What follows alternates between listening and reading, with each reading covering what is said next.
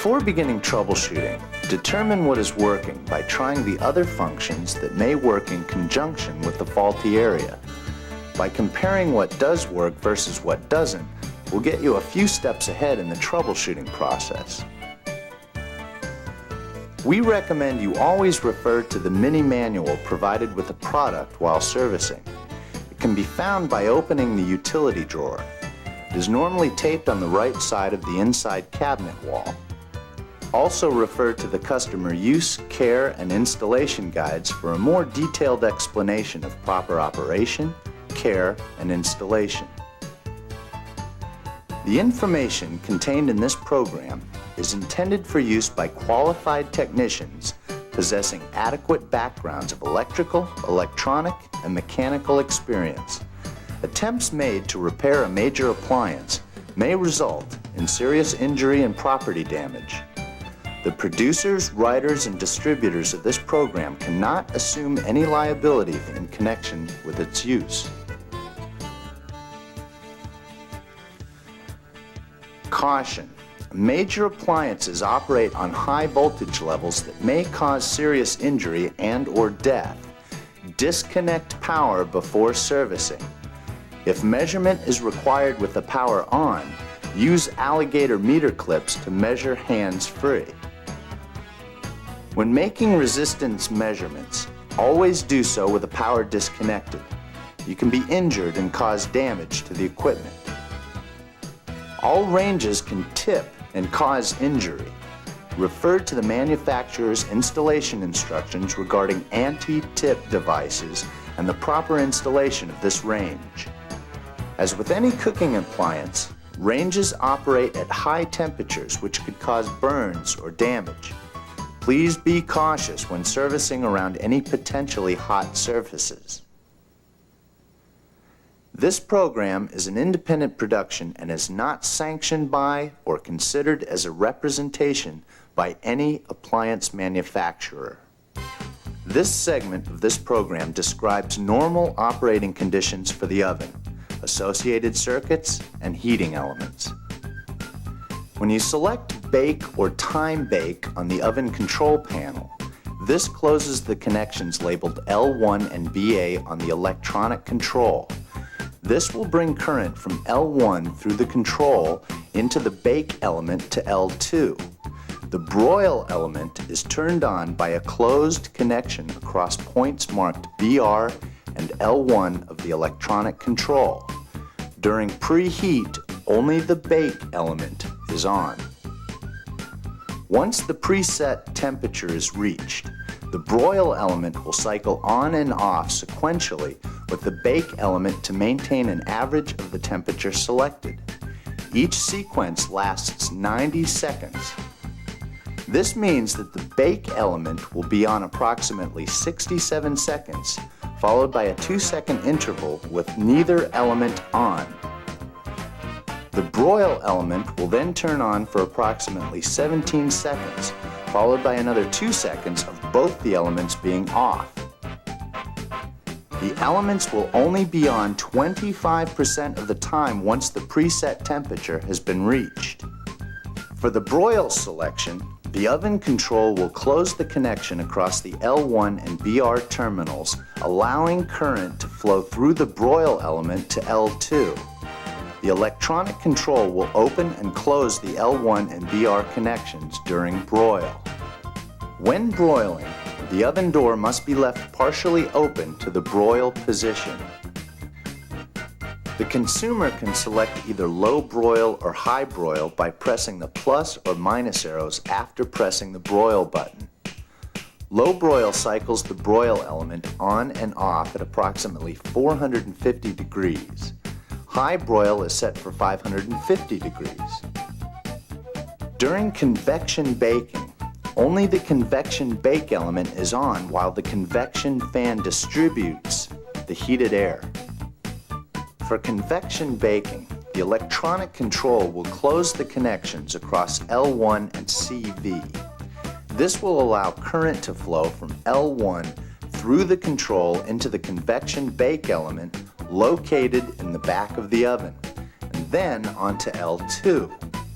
At the same time, Current will flow from L1 through the control to the connector marked CF. This allows the convection fan to operate by bringing current through CF to the fan and through the door switch, then on to neutral. The convection fan operates on 120 volts, whereas the heating elements operate on 240 volts. Should you open the door during convection baking or roasting, this will open the current to the convection fan, causing it to stop. If you experience trouble with the convection fan not operating, a logical place to check would be the door switch and its associated wiring. This could be done by removing the power and checking resistance across the door switch connections. It should read 0 ohms with the door closed and an open circuit with the door open. To check the fan, simply measure voltage across the fan connections while in the convection bake mode. It should read approximately 120 volts. If this is so, and the fan does not operate, the fan should be replaced. When using convection roast, only the broil element is on while the convection fan circulates the heated air around and over the food. For convection roasting, current is brought from L1 through the L1 and BR connections on the board to the broil element to complete the circuit to L2. At the same time, the convection fan will be running using the same circuit as described earlier. For self-cleaning, the oven door latch must be placed in the locked position for the cleaning cycle to operate. After touching the clean pad, the user can select a clean time anywhere between 2 and 4 hours. For the first 30 minutes, or the oven reaching 750 degrees of the cleaning cycle, current comes through the L1 and BR on the control board, then through the broil element and on to L2. After the first 30 minutes, or after reaching 750 degrees, the control board will open the connection across L1 and BR and at the same time close the connections across L1 and BA to cause the bake element to come on. The broil element will cycle on for approximately 15 seconds every 90 seconds. When the broil element comes on, the bake element goes off. The bake and the broil elements cannot be on at the same time. To troubleshoot problems in the self-clean cycle, first check all of the other functions such as bake and broil. Should all other functions work normally and the oven will still not self-clean, measure across pins 4 and 5 of J4 on the control board. This should measure 0 ohms with the door locked and as an open circuit with the door unlocked. Also check across pins 3 and 5 of the same plug. They should measure 0 ohms with the door unlocked and open with the door locked. If these measurements are not correct, check the door latch assembly, the switch, and associated connections. If you encounter a problem with either of the elements not working in bake, broil, or convection bake, first disconnect power, then measure the resistance across the element. The element should measure approximately 15 to 25 ohms. If you measure an open circuit and your meter reads infinity, the element is bad. To check the control relays, measure the voltage across the connection points on the circuit pertaining to the mode selected. For example, select the bake mode while your meter is across the L1 and BA connection points on the board. You should read 0 during bake since it is a closed connection and you will essentially be measuring the same point. If you read around 240 volts and the control works normally, allowing you to increase or decrease temperature, this would indicate a failed relay on the control board. The latch mechanism is thermally operated. When the latch handle is moved to the clean position, the latch hook engages into a slot in the oven door. As the clean cycle progresses, the increasing oven temperature causes the bimetal coil on the latch mechanism to expand. This expansion causes a cam to rotate into the path of the latch mechanism, locking it into position. The oven door will lock when the temperature reaches approximately 560 to 600 degrees Fahrenheit. The oven door will remain locked until the temperature has dropped to around 520 degrees. Should the latch mechanism fail, the door can be unlocked by manually rotating the latch arm stop on the back of the latch assembly to the unlocked position as shown. When installing a new latch assembly, make sure that the latch arm stop is rotated fully to the unlocked position. This electronic control device consists of the key panel, oven sensor, door lock assembly, and control transformer. The control transformer is mounted on the top back of the range body and converts 120 volts AC to 4.6 and 21.5 volts AC for the electronic control panel to operate. Should the electronic oven control panel have no display or fail to operate and correct voltages being supplied to the range, remove the connections to the control panel from the transformer by unplugging J1 on the electronic control board, then check the voltage across pins 4 and 5. This is the secondary of the control transformer. It should read approximately 4 to 5 volts AC. Also check across pins 1 and 2, they should read 21 to 23 volts. If either one of these readings are incorrect, check all harnesses and terminals for good contact. If the voltage is still incorrect after you've checked connections and the primary voltage is around 120 volts, replace the transformer. The electronic control panel will display failure codes when a problem occurs. Should you experience a failure, remove power to the appliance for approximately 1 minute, then reapply power. You should then attempt to try all functions of the electronic oven control. If you encounter the failure code again, follow the following procedures for the failure code indicated. An F1 or F7 designation indicates a stuck key. To clear it, turn the power off, then disconnect the ribbon cable to the key panel. Turn the power back on with the cable disconnected. Wait at least 32 seconds. If the failure code reappears, the problem is in the control. If it does not reoccur, the problem is in the key panel. An F2 failure code indicates an over-temperature condition. This electronic control measures resistance of the sensor circuit and does not measure actual oven temperature itself. If an actual over-temperature condition occurred, check for welded or stuck relay contacts on the bake or broil relays. This could be done by first removing power from the range, then disconnecting the connections marked BR and BA on the control.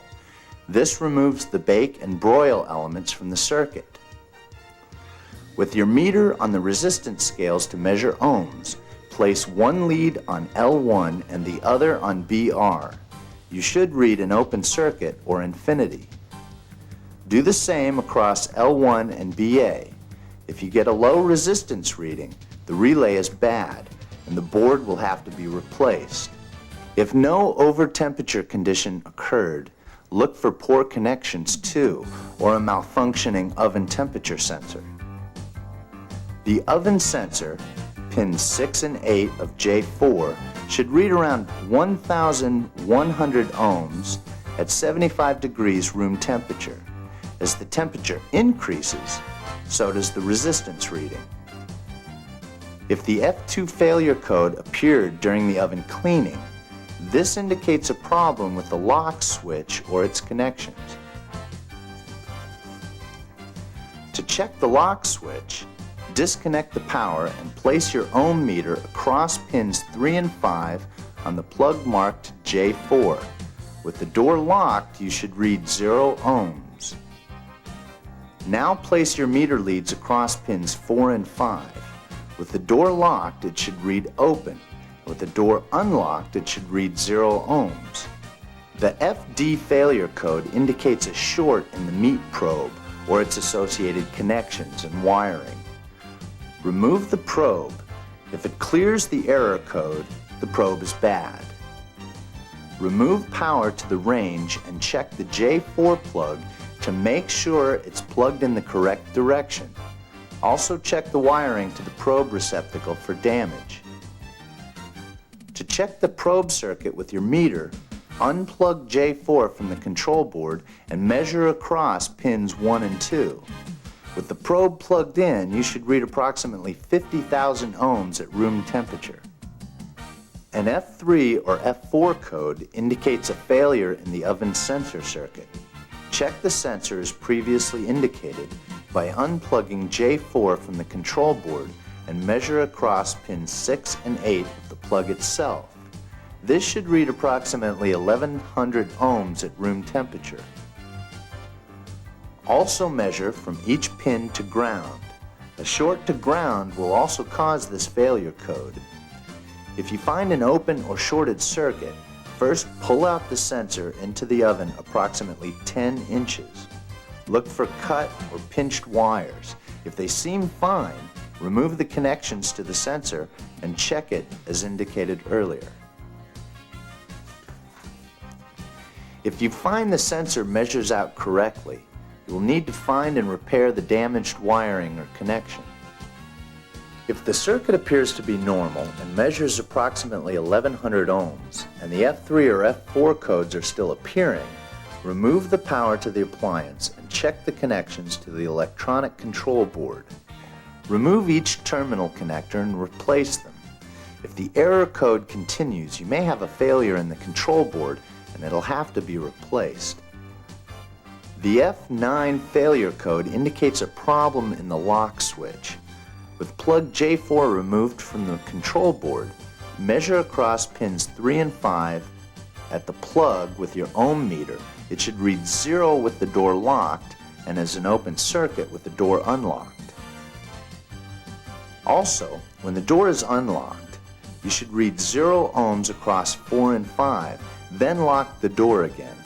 With the door locked, 4 and 5 will read open.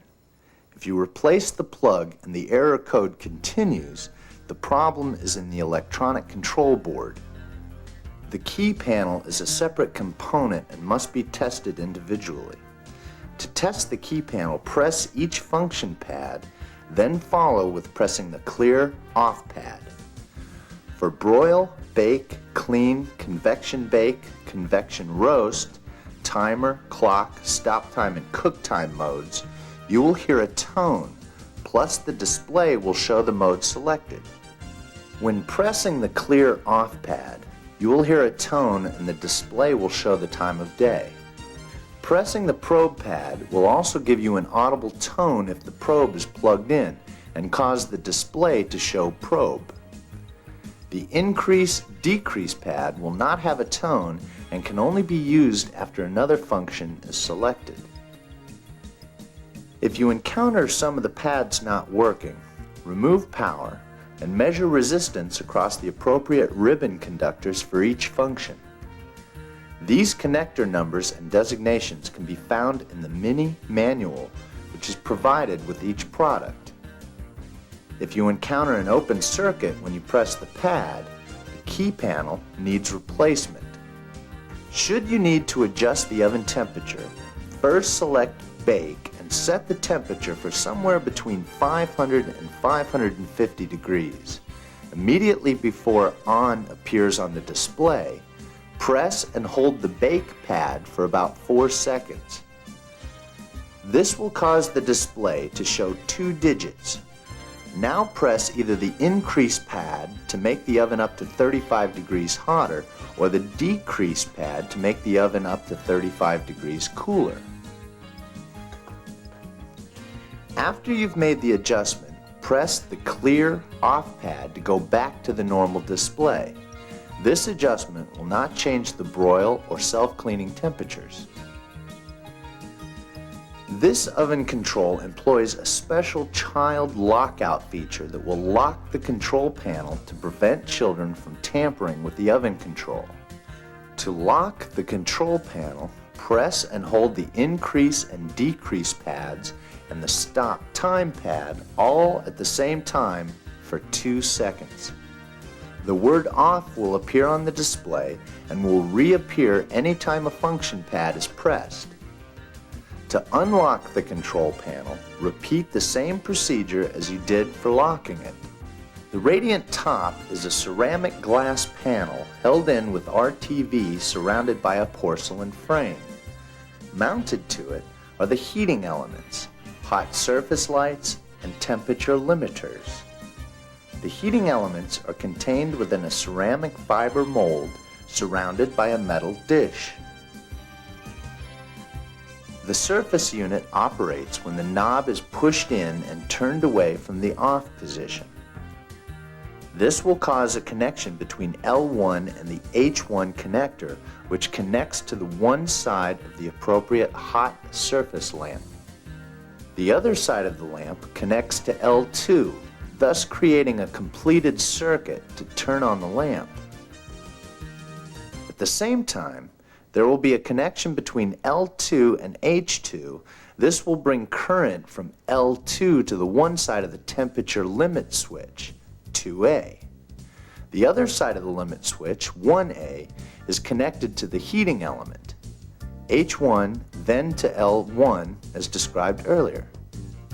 Also, whenever a surface unit knob is turned, current will flow from L1 through connection point P and onto the surface unit indicator, completing the circuit to neutral. This will provide 120 volts to turn on the surface unit indicator.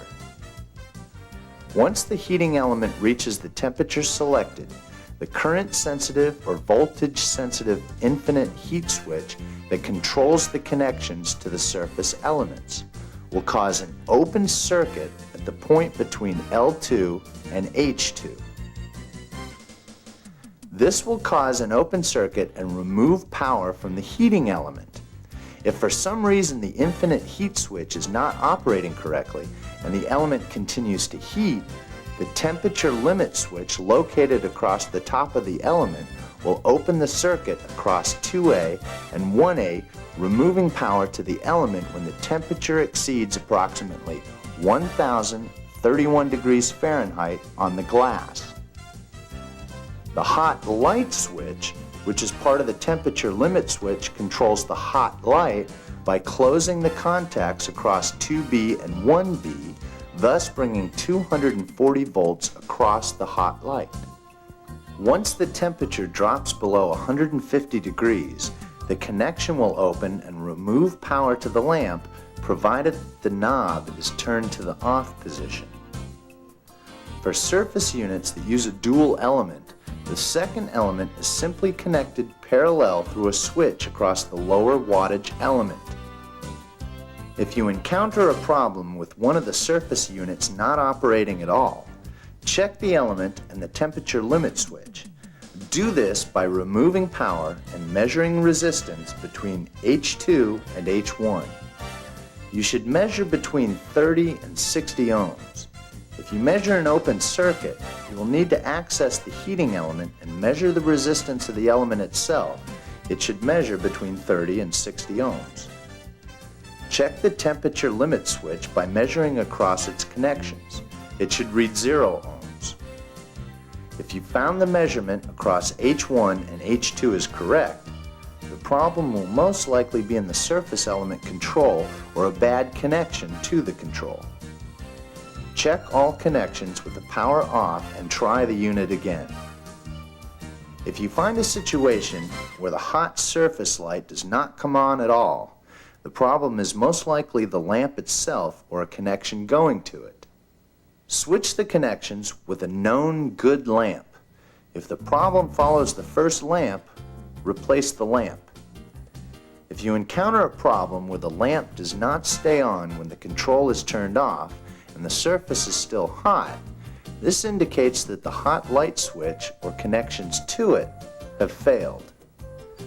check the connections or replace the temperature limit and hot light switch assembly if required. One of the easiest things to misunderstand on this product is how to clean the cooktop. The ceramic cooktop requires special care and cleaning to maintain its appearance. Different spills require different cleaning techniques, and you should always refer the customer to the instructions provided with a range for proper cleaning. You may want to read and become familiar with the proper cleaning techniques to avoid unnecessary replacement of the cooktop. The written instructions for cleaning are included with this videotaped program. To access the control panel and surface control switches, first disconnect power, then tilt back the light cover. You will need to remove the end caps. These are mounted with 2 screws on each end, one on top and one on the side. Slowly pull the cap off by lifting up and out. Remove the screw underneath each side of the control panel. Lift up the control panel from the bottom while pulling it up and away from the range. Lay the panel on a protective surface to prevent damage. To replace one of the infinite heat switches, first take the replacement switch and transfer all the connections to it, one at a time. This will ensure that your connections are correct. Remove the knob and 2 screws under the knob. Install the new switch with wires attached and replace the knob. To replace the electronic control, remove the 4 screws and pull it out. Make sure all wiring is properly placed on the new control. To gain access to the radiant elements, disconnect power, pull the range out from the wall, then remove the vent body cover by pulling it down and out from the front.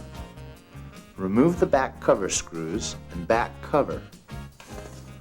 Remove the 2 screws securing the vent body to the cooktop and push the vent back into the opening. Then remove it from the back. The vent body must clear the cooktop to avoid damage.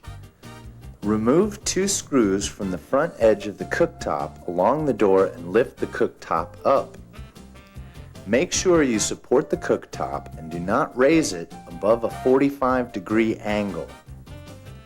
Caution: take care in not scratching the bottom of the ceramic glass. Doing so will cause the glass to break.